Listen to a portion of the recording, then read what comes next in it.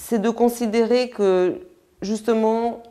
la typographie, l'écriture, les gribouillis, la mise en page, le rapport à la typographie,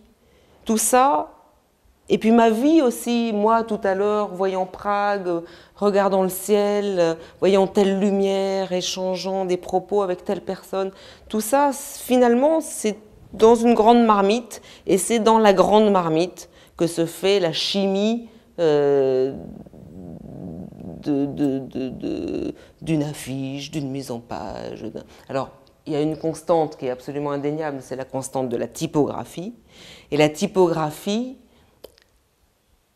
c'est aussi difficile de dire en quelques mots pourquoi c'est une constante, mais il y a dans la typographie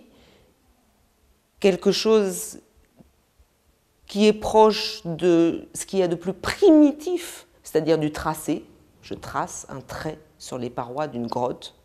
et du plus élaboré, c'est-à-dire le texte qu'on a passé une vie à écrire, par exemple. Et entre ces deux extrêmes, il y a évidemment, entre le tracé, c'est-à-dire la trace primitive, le temps suspendu, il y a l'architecture, il y a l'espace, il y a le sens, il y a le rapport extrêmement sensuel qu'on peut avoir